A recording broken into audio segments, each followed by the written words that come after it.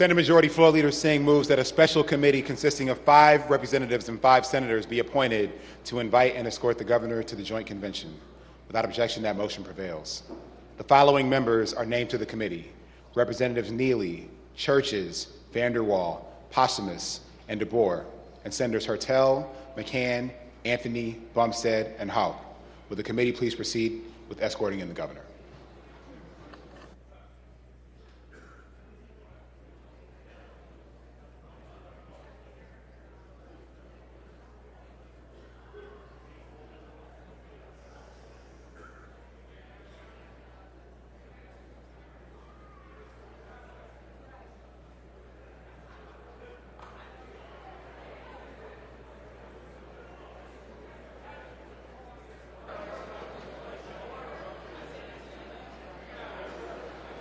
Without objection, the joint convention will stand at recess.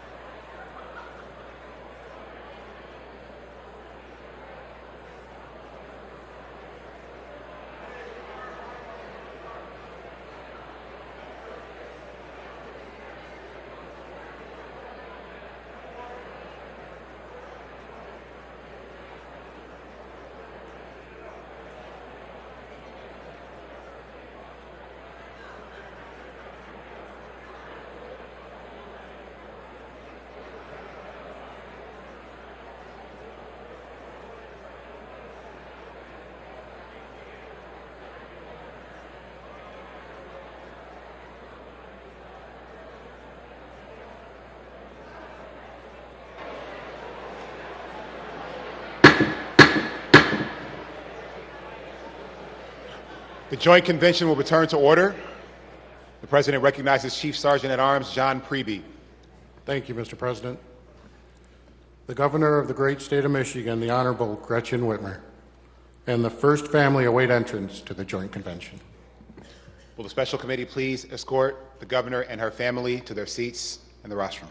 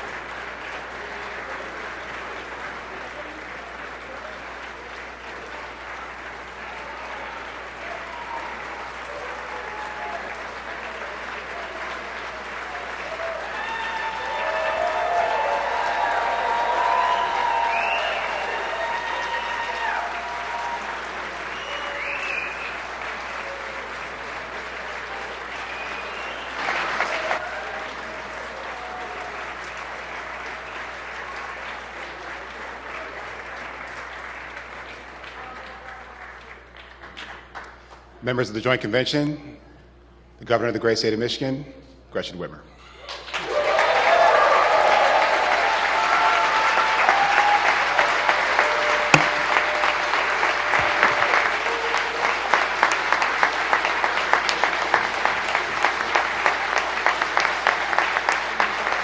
Thank you. Thank you. Good evening, Michigan, the home of the best football in the country, am I right?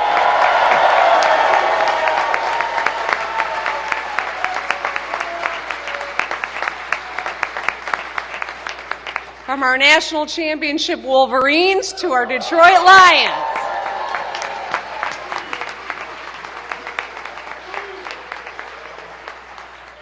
I'm excited to be here tonight between two leaders who have gotten a lot done over the past year. My good friend, Speaker Joe Tate, and my good friend, Winnie Brinks, the Senate Majority Leader.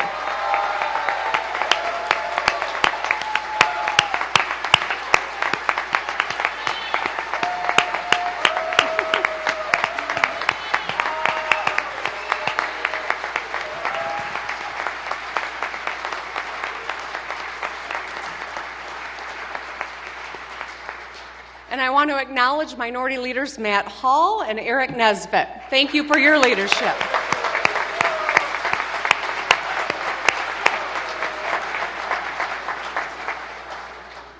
And a happy early birthday to you, Senator Nesbitt. Tomorrow, I know. All right. We together delivered a balanced budget focused on the kitchen table issues in 2023, and I know we're going to do that again this year in 2024. And I want to acknowledge so many incredible partners that I have in governance. Lieutenant Governor Garland Gilchrist,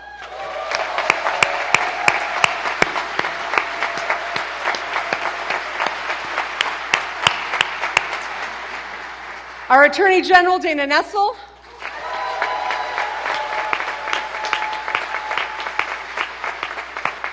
and Secretary of State Jocelyn Benson.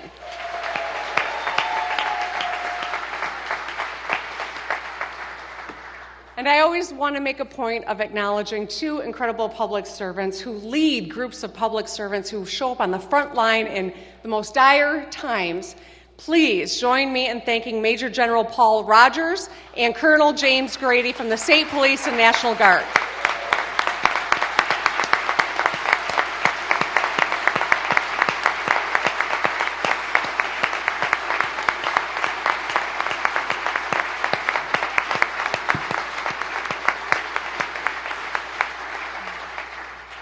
To our state employees, my cabinet, and my executive office team, thank you for your tireless efforts on behalf of the people of Michigan.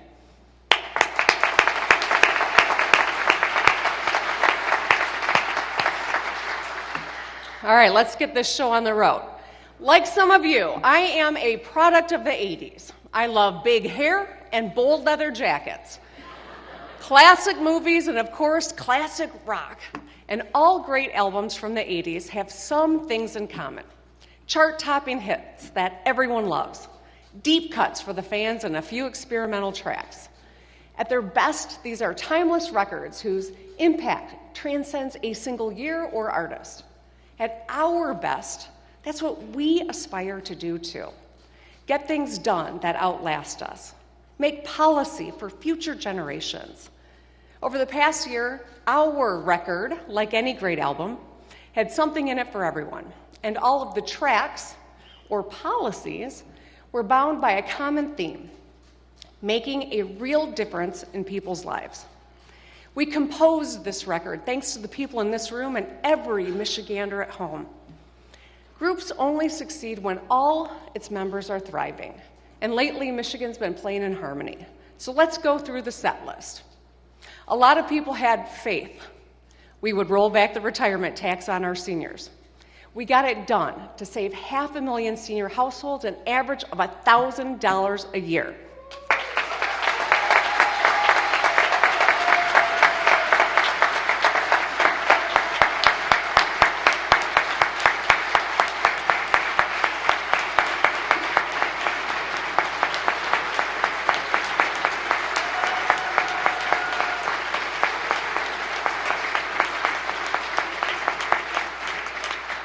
We rolled back this tax, and I want to thank Representative Angela Whitmer for her leadership.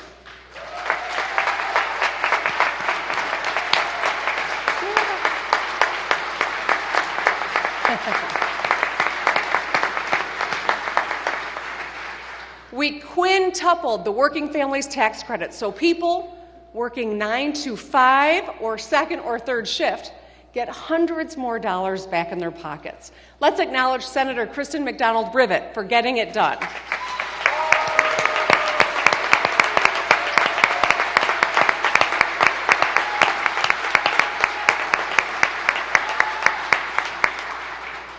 This year, the Senate and the House Democratic legislative majorities delivered $1 billion in tax relief. This year, seniors will keep more of what they earned, and hundreds of thousands of working families will get refund checks, putting money back in their pockets to help with groceries or gas or home repairs. We all know that girls just want to have fun and pay down debt, so we did. Since I took office, we have paid down $18 billion of state debt. We brought our rainy day fund to an all-time high of nearly $2 billion.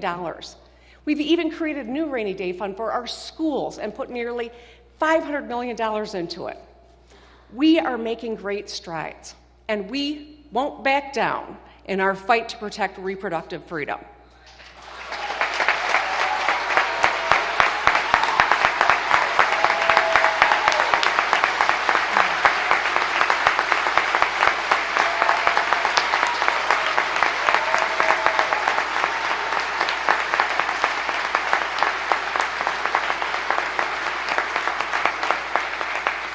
Michiganders passed Prop 3 to protect abortion rights and repealed our extreme 1931 abortion ban, thanks to the hard work of so many in this room, including Representative Pahutsky and Senator Geis.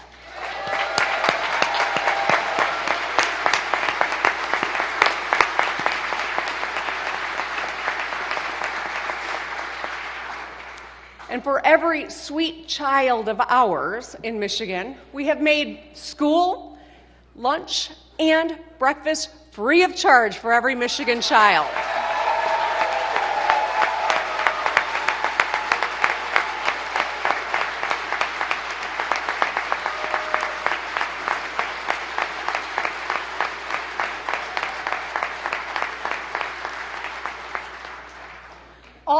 1.4 million Michigan public school students get 2 meals a day so they can focus on learning, and so their parents can save $850 a year on groceries per student. I want to thank Senator Darren Camilleri and Representative Regina Weiss, who led this effort.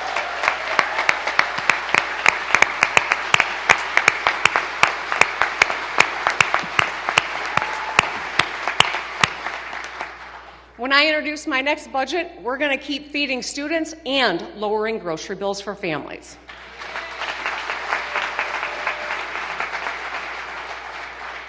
We also put cost-saving pieces of the Affordable Care Act into state law. You might be wondering, what's cost got to do with it? Now young people can stay on their parents' insurance until they turn 26, and you can't be charged more for having a pre-existing condition.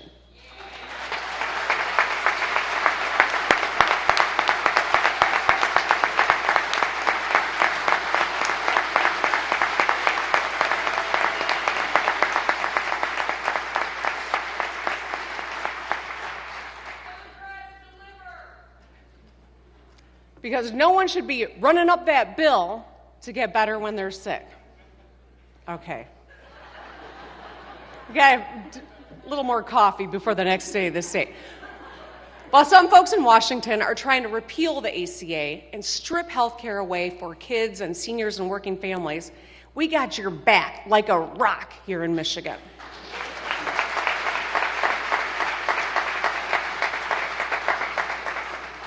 We will protect your care no matter what. I want to thank Representative Matt Kolazar and Senator Kevin Hertel for their work on this issue.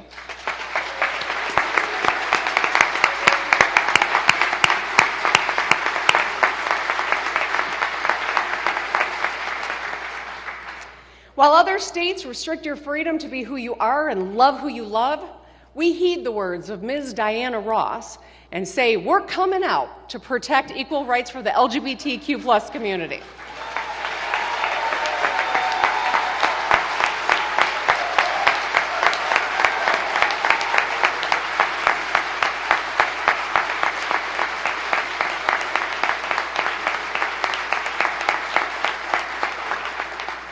Thank you, Senator Moss, and of course, Representative Hoskin, for your work on this.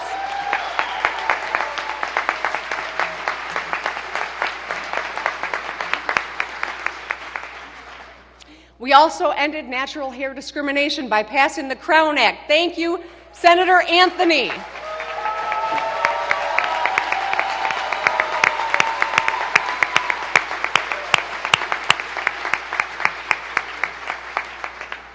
And finally, to protect every breath you take and our Great Lakes, we enacted a historic clean energy package.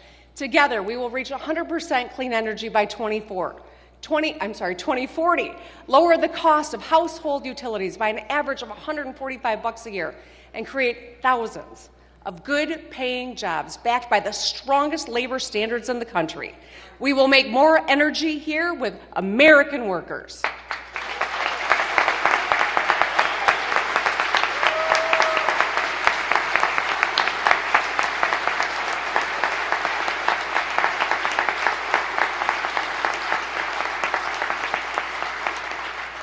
So I want to thank Senators Singh, Geis, Schenck, and Representatives Ayash, Puri, and Kafia for making Michigan a national leader on climate action.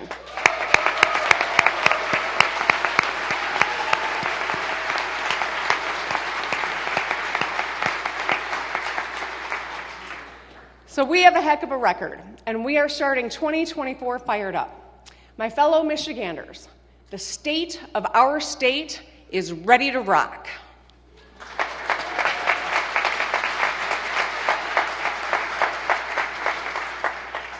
We got into the groove last year, but great bands do not rest on their laurels. They make the next record better than the last one. There's more to do, and nothing is going to stop us now. Let's talk about the challenges Michiganders face today. Top of mind is costs. It is hard to buy a house, afford a car, or save for retirement while keeping up with the bills. People put things off to make ends meet, replacing old tires, fixing busted gutters, buying your child a warmer coat. No matter who you are or where you come from, if you work hard, you should be able to provide for your family and have a fair shot at a better future. We should have the freedom to live the way that you want. That is the American dream. And you should be able to chase that in Michigan. At our best, that's what we are, a home for opportunity for people seeking a good life and a good cost of living. Tonight, that's what I'm going to focus on, how we keep lowering costs, how we improve education to set up our children for success, make more stuff right here in Michigan, and compete with the world. So first, costs. No one likes paying $6 for a box of cereal or more for an oil change than they did last year. But I want to be upfront with you. I cannot solve global inflation alone. No one person can, not even a president. If you meet someone who says they have a secret plan to fix inflation, run the other way. But what we can do is make life more affordable by lowering costs on the biggest items in your monthly budget. When your paycheck hits your bank account, you know your largest and most important expenses are going to be housing and childcare, transportation, education, utilities, and food. From axing the retirement tax and free school meals to the Michigan Achievement Scholarship and Reconnect, which lower the cost of college by thousands, to programs like TriShare that slash the cost of childcare by 66%, we are taking action. Things are headed in the right direction. Inflation is slowing down, unemployment remains low, and take-home pay is up. It is a great time to find a good-paying job, with unions fighting successfully for better pay and benefits. President Biden's policies are bringing jobs and supply chains home to Michigan from around the world. Still, yes.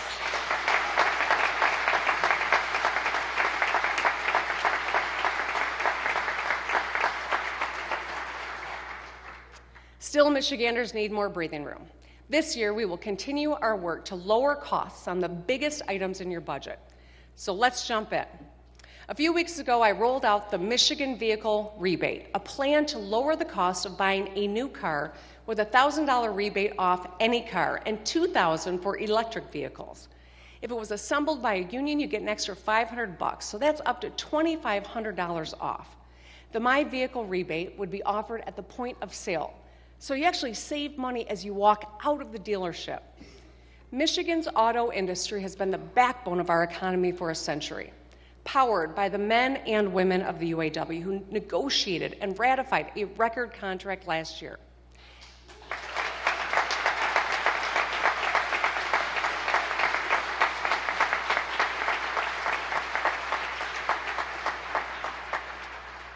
We want our auto workers and our auto industry to thrive right here in Michigan, and I know that unites us.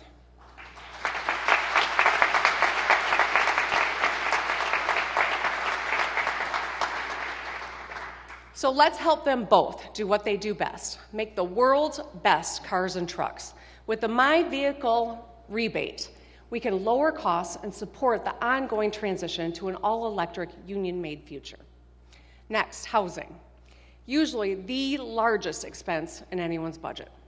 Right now, too many families spend more than half their income on their rent or mortgage. Our housing stock is old. Nearly half of all units in Michigan were built before 1970. Young people cite housing affordability as one of their top concerns. These are statewide challenges. In Traverse City, school districts need housing for teachers who have nowhere else to live. On the west side and in the UP, there just aren't enough homes for growing families. And I know Detroiters see higher rates when they re-sign. In other words, the rent is too damn high and we don't have enough damn housing.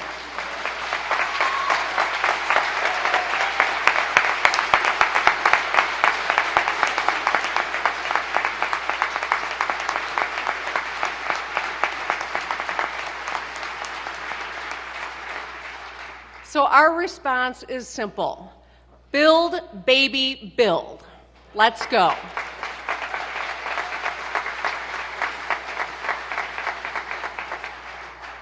Our target is clear. In Michigan's first ever statewide housing plan that I commissioned last year, we set a goal of 75,000 new or refurbished units in 5 years, and we are headed in the right direction. In the 5 years since I took office, we've invested double what we did the previous 8 years to build or rehabilitate 34,000 housing units, supporting 20,000 good-paying construction jobs in the process. Our local partners are getting it done too.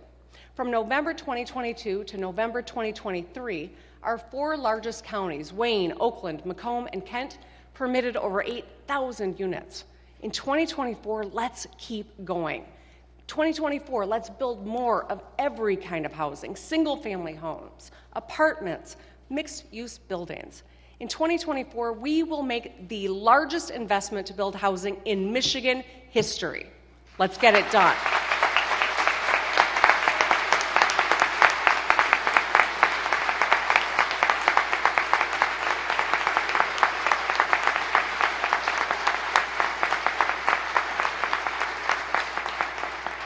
We will invest almost $1.4 billion to build or rehabilitate nearly 10,000 homes.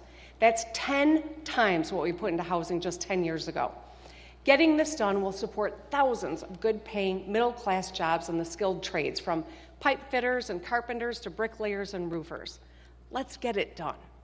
Housing is a serious challenge, so we're making this serious investment. It's about so much more than just a roof over your head. Housing builds generational wealth. It forms the foundation for success in school, in work, in life.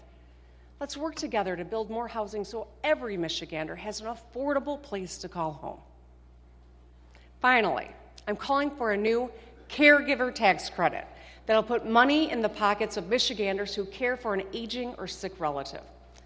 I know how tiring caregiving can be, especially when you're juggling a career and kids of your own. When I was sandwiched between my newborn daughter and my mom, who was dying from brain cancer, I was pushed to my limit, despite having resources and help. I know a lot of people are concerned about how much it'll take, or is taking, to care for aging parents, financially and emotionally. Maybe you're concerned about how your kids would take care of you while living their own lives.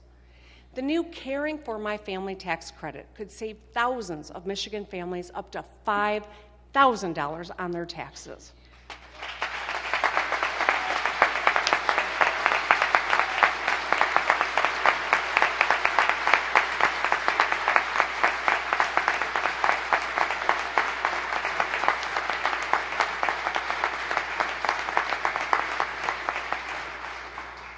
By allowing people to write off caregiving expenses, including counseling or transportation, nursing or respite services, we can save them money. We can help more seniors age in place at home in dignity instead of a costly or long-term option. We can support parents of children with long-term care needs by saving them money. We know the burden of caregiving falls disproportionately on women, and especially women of color. While the caregiving work they do is often invisible, it is invaluable. According to the AARP, family members provide about $522 billion in uncompensated care every year.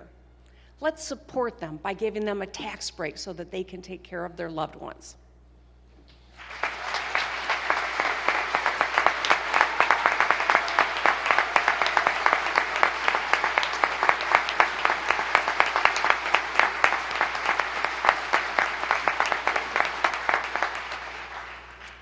Now let's talk about education. This is a priority all parents share. Whether you're in a small town or a big city, a Republican, Democrat, or independent, getting ahead or just getting by, you want your child to succeed. I'm proud of the record bipartisan investments we've made since I took office. Republicans and Democrats came together to raise per pupil funding by 22% in the last 5 years. That's hundreds more for every child invested directly into your local school district, to lower class sizes and upgrade shop classrooms or computer labs. We also invested in campus safety and mental health and made breakfast and lunch free. When kids are unsafe or struggling or starving, they can't reach their full potential. Every parent knows that the person standing in the front of the classroom matters. In some states, educators are being undermined, micromanaged, and even criminalized just for doing their jobs. In Florida, teachers are disrespected and book bans are rampant. Heck, just 2 weeks ago, a district banned the dictionary. The dictionary. In Texas, nearly 1 in 3 teachers aren't even certified. That's not how you improve education. In Michigan, we're forging a different path. We're sending a message loud and clear. We support our teachers.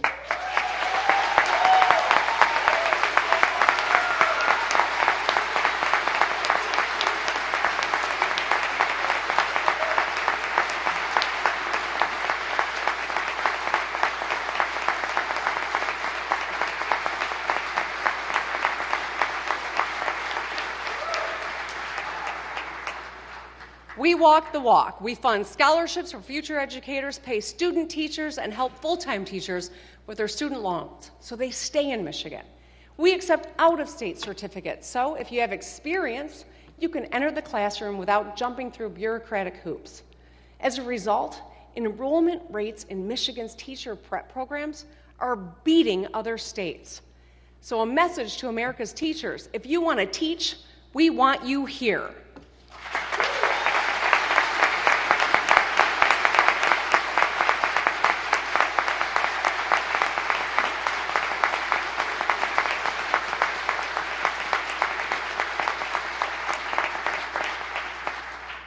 In Michigan, we let teachers do what they do best: teach.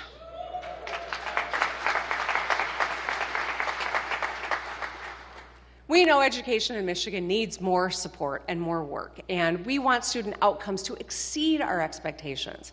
We need to better prepare students for success after they graduate, whether they go right into the workforce or enter community college, trade school, or a 4-year university.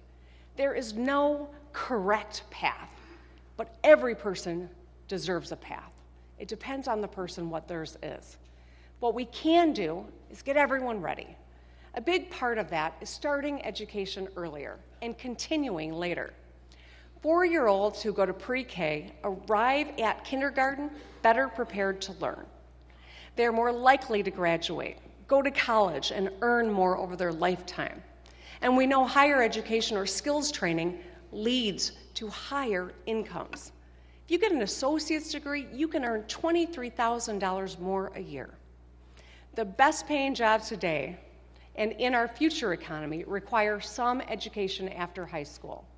So we must support our kids from pre-K through post-secondary to prosperity. Last year, I proposed pre-K for all by the end of 2026, saving families about $10,000 a year and giving every child a solid academic foundation. Together, we're changing our definition of education to include pre-K, and last year we expanded pre-K to 5,600 more students. And you know what? This year, we're going to go a heck of a lot further. In our next budget, let's deliver pre-K for every single 4-year-old in Michigan 2 years ahead of schedule.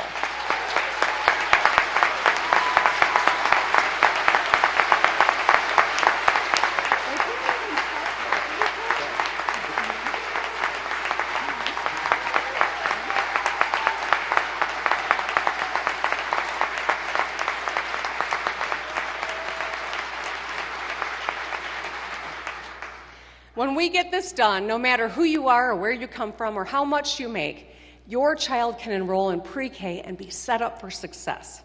So let this be a message to parents in other states. Come to Michigan.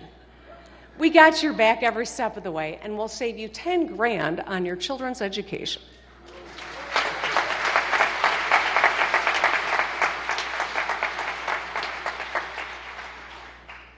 We need to be a state of lifelong learners, and we know that education does not end after high school graduation.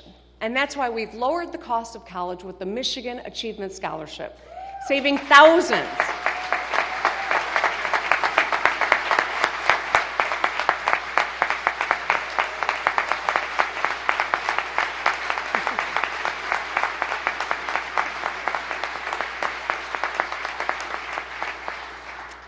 We made community college and job training for medical techs and electricians tuition-free for anyone 21 and older with the Michigan Reconnect, and today I propose we go further. In our next budget, let's make the first 2 years of community college in Michigan tuition-free for every high school graduate.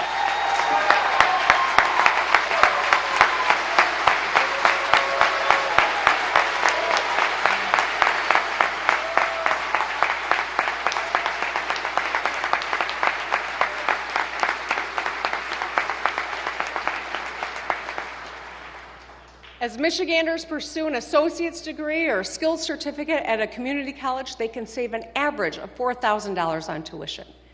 This is a transformational opportunity for graduating seniors and will help us achieve our 60 by 30 goal, having 60% of our adult population with post-secondary skills training or a degree by 2030.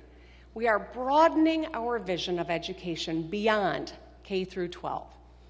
Every single Michigander should be able to count on a free public education from pre-K through community college. That's the Michigan guarantee. Let's get it done.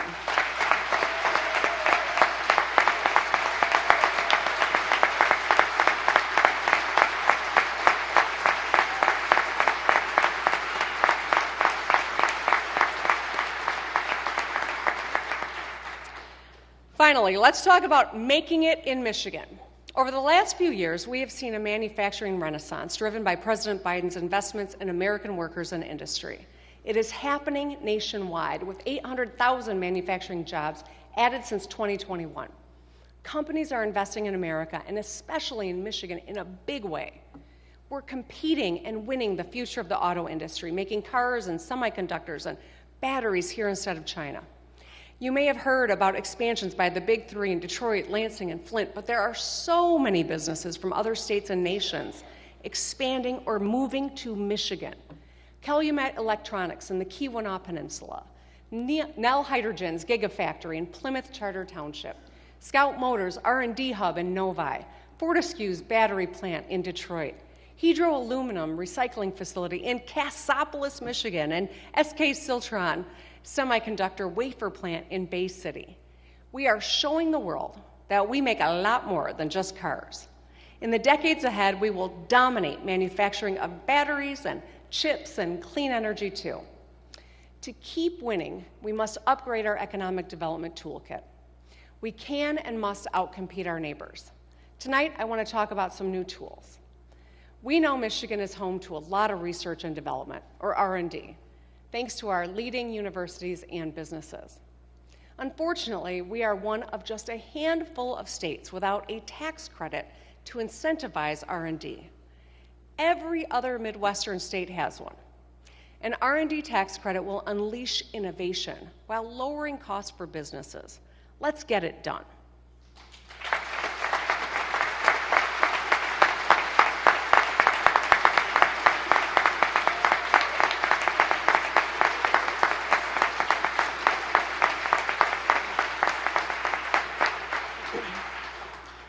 Our current toolkit limits our ability to attract small and second-stage businesses. So let's start the Hire Michigan Fund to lower overall payroll taxes for these firms. The value here is simple. The more you hire in Michigan, the more you should save in Michigan.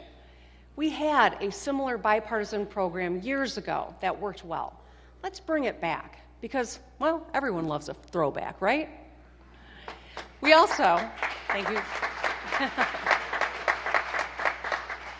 We also need to uplift regions that have too often been left out or left behind.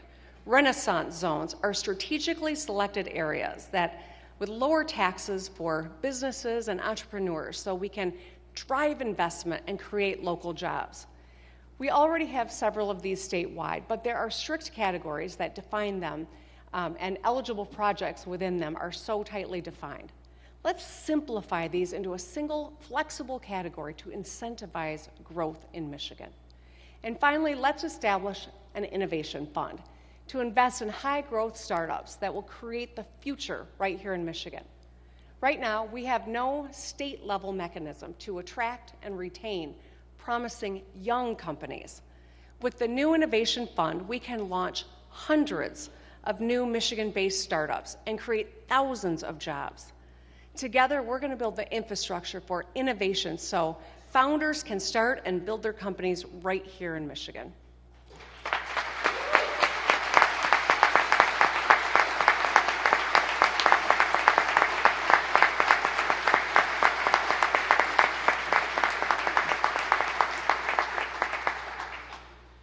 As we win all these projects, our infrastructure's got to keep up. The Growing Michigan Together Council identified infrastructure as one of the keys to growing our population. That's why we are fixing the damn roads and bridges and pipes and everything in between. Since I took office, we have fixed 20,000 lane miles of road and 1,400 bridges, supporting 118,000 good-paying jobs. I know you saw it last year. Our state flower, the orange beryl, was in full bloom.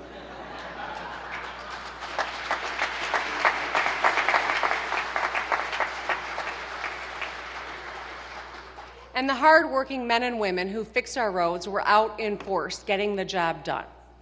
4 years ago, I stood at this rostrum and rolled out the Rebuilding Michigan Plan, a $3.5 billion investment to fix our roads while supporting over 45,000 jobs without raising taxes by a dime.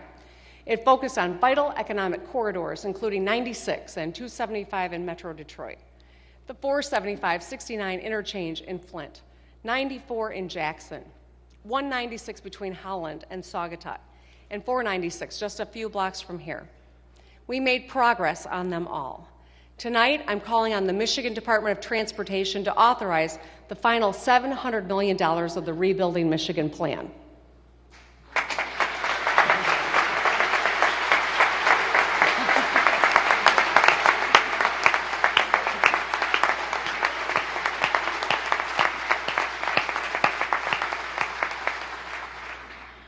The final round of projects includes 94 along Metro Airport in Detroit, 696 from Southfield through Warren, and a bridge in Erie Township.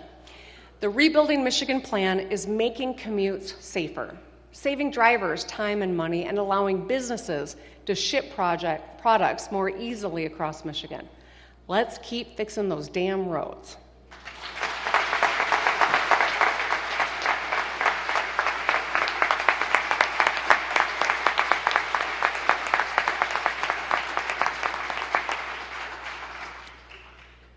Every Michigander deserves a classic Michigan story.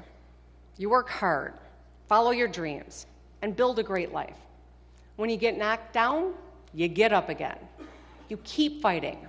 That's what makes us special. Heck, just look at our Lions. Yeah.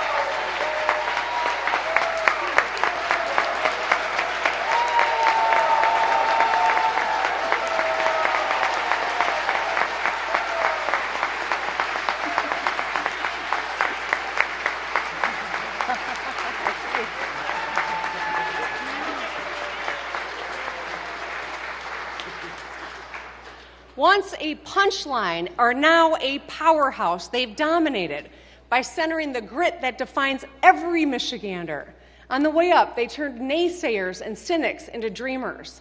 And I don't know if you recall, but our Wolverines are national champions, right?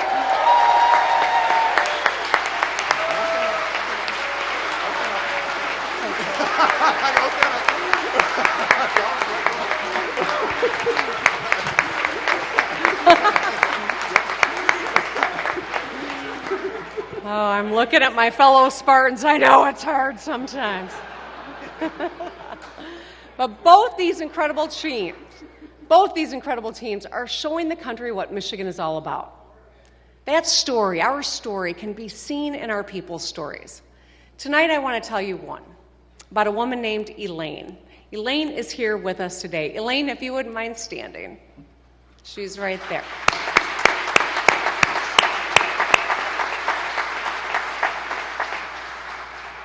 Elaine was born in Saginaw in the wake of World War II.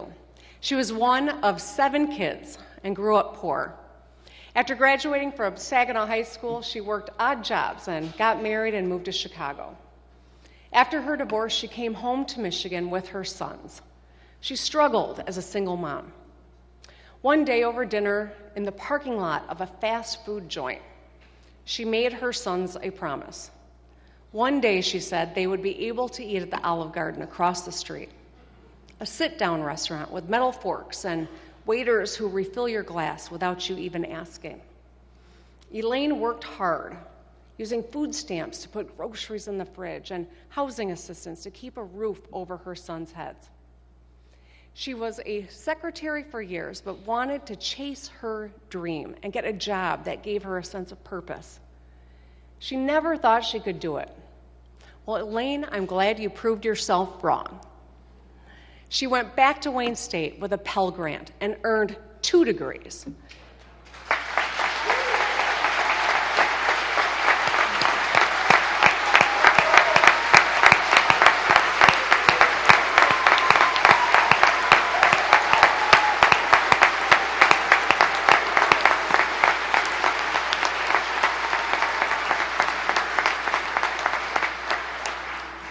After graduating with her master's in social work at 45, she had a successful career in Saginaw.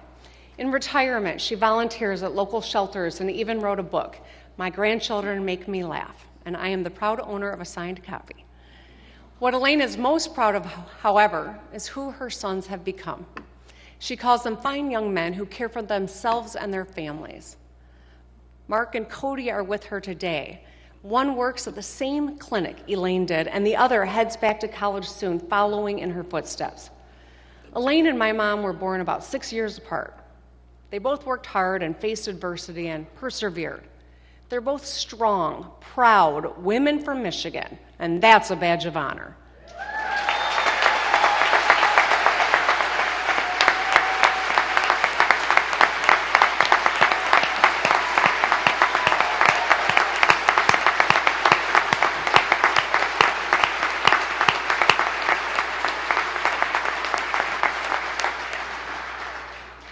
Elaine's story is Michigan's story. She had simple dreams for her kids. She wanted them to get a great education and eat at a restaurant occasionally. She wanted them to have hope and be good people. Tonight's proposals that we are focused on are so that we can make more stories like Elaine's possible here in Michigan. We'll build a Michigan where if you get knocked down, you have the support you need to get back up. Lowering costs on the biggest items in your budget, improving education so your kids can thrive, and ensuring you can make it no matter who you are or what you've been through. We will deliver real change for people right now and for Michiganders for generations to come. That's what our work is about, getting things done for people we've never met, people like Elaine, a mom who can afford a nicer place to live in a new housing that we are building. Someone who can get their associate's degree tuition-free with the Michigan Reconnect.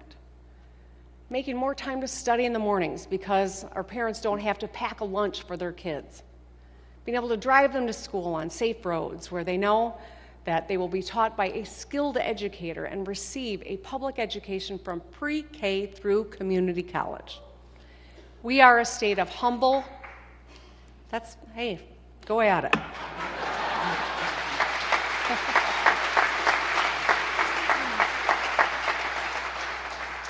We are a state of humble, hardworking people with big dreams for our children. This year, let's keep rocking so everyone can have their own classic Michigan story. I thank you all for your time tonight. I thank you for the hard work that you do every single day. I encourage you to drive safe, root for the Lions, and have a good night. Let's go.